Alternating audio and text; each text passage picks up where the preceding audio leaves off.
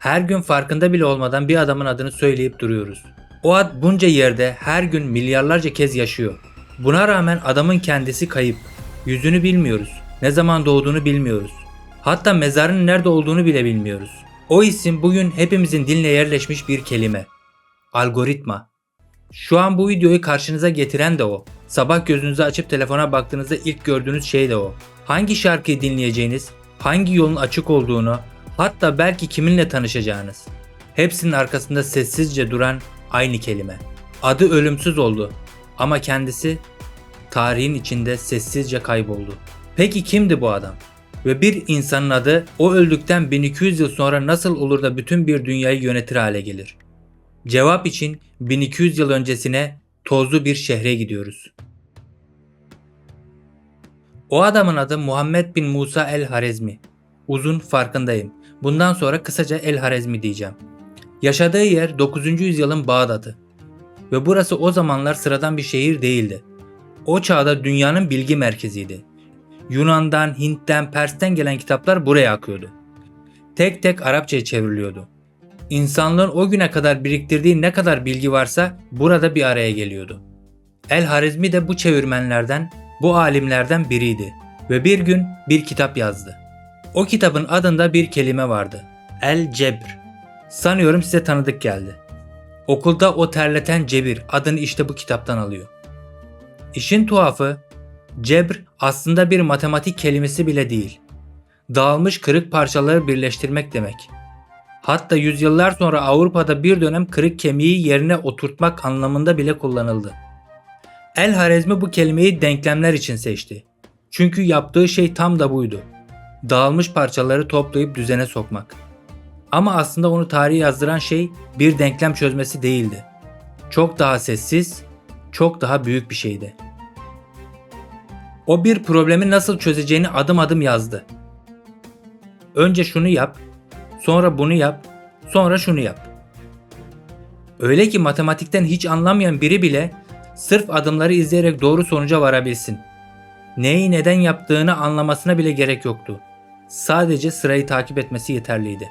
Aslında bunu siz de yapıyorsunuz. Örneğin okuldaki bölme işlemini düşünelim. İndir, böl, çarp, çıkar, tekrar indir. Neden işlediğini belki de hiç düşünmediniz. Ama adımları izleyince sonuç hep doğru çıkıyor. İşte bu bir algoritma. Ve bu fikri bir işi anlamana bile gerek kalmadan izlenecek adımlara bölme fikrini ilk kez sistemli biçimde yazan bu adamdı. İşte El-Harizmi'nin asıl armağanı buydu. Ve bu basit fikir 1000 yıl sonra makinelerin hayat bulmasını sağlayacaktı. Ama bu fikir tek başına yola çıkmadı. Yanında bir de yol arkadaşı vardı. Ama bu yol arkadaşı Bağdat'ın buluşu değildi. Sıfır. Bugün sıradan görünüyor. Oysa sıfır, insanlığın en geç kavradığı fikirlerden biri. Bir düşünün. Hiçbir şeyi bir sayıyla göstermek. Sonra o hiçbir şeyle hesap yapmak. Ne kadar büyük bir şey görmek ister misiniz? Romalı rakamları düşünelim. Romalı rakamlar ile aklınızda bir çarpma işlemi yapmaya çalışın. Yapabildiniz mi? Neredeyse imkansız. Ama sıfırlı basamaklı bu sistemle bir çocuk bile yapar. İşte bu yüzden durdurulamazdı. Ve o kitaplar yola çıktı. Yüzyıllar boyunca elden ele, dilden dile. Avrupa'ya vardıklarında Latinceye çevrildiler. Ama çevirmenler bir sorunla karşılaştı. Bu yöntemi anlatan adamın adını nasıl yazacaklardı? Arapçadaki o sesler Latince'de yoktu. Söyleyemediler ve bozdular. El-Harizmi onların dilinde algoritmi oldu. Önce sadece şu yeni rakamlarla hesap yapma yöntemi demekti. Ama zamanla anlamı genişledi. Adım adım izlenen her yöntem artık onun bozulmuş adıyla anılıyordu. Düşünsenize, adam kendi adının yanlış yazılmış halinin içinde ölümsüzleşti. Tabi Avrupa bu yeni sisteme hemen sarılmadı. Eski sayılarına alışkındı, güvenmedi.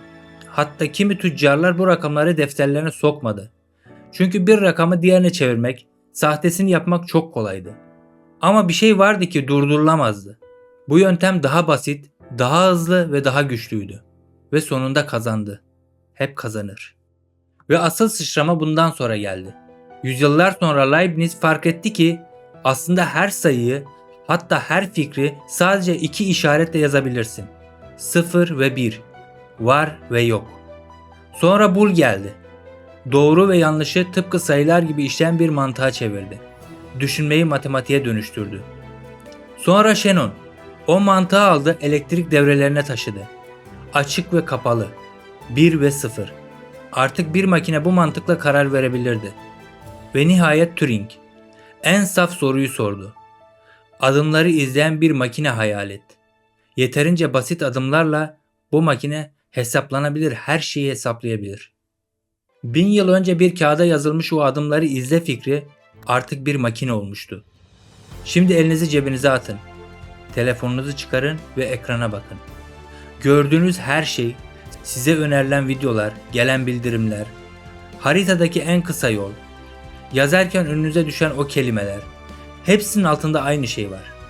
Adım adım izlenen bir yöntem, bir algoritma.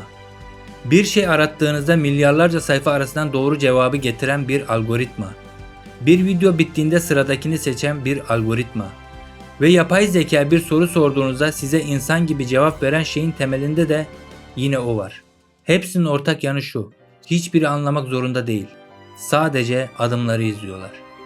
Tıpkı 1000 yıl önceki o fikir gibi. İşte makineleri bu kadar güçlü yapan şey de bu.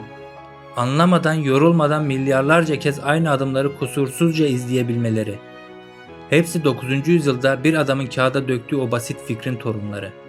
Cebinizdeki o cam parçası bir bakıma Bağdat'taki o kütüphanenin 1000 yıl sonraki hali. Siz farkında bile değilken o adamın adını taşıyorsunuz. Ve burada işin iki yüzü çıkıyor karşımıza. Birincisi, adı her gün anılan bu adam kişi olarak neredeyse hiç yok. Elimize bir resmi bile yok. Bugün gördüğüm bütün resimler, heykeller sonradan hayal gücüyle yapıldı. Doğum yılı bir tahmin. Nereye gömüldüğünü bilen yok. Adı ölümsüz oldu ama kendisi sessizce tarihin içinde kayboldu. İkincisi ise bence asıl mesele bu. Bu hikayeye bakıp işte bunu falanca millet yaptı demem çok kolay olurdu.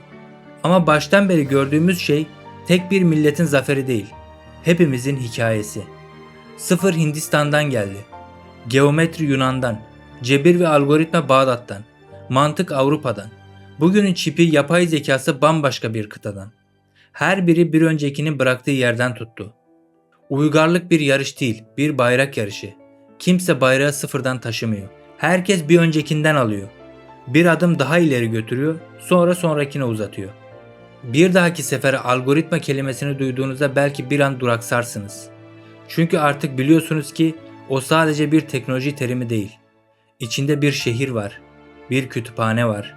Hindistan'dan gelen bir sıfır var. Ve o sıfırı dünyaya taşıyan, adı yanlış yazılarak ölümsüzleşen bir adam var. Cebinizdeki o küçük makine aslında binlerce insanın, binlerce yılın ortak emaneti. Siz sıranın şu anki sahibisiniz. Ve kim bilir belki bir gün bayrağı bir adım ileri taşıyan siz olursunuz.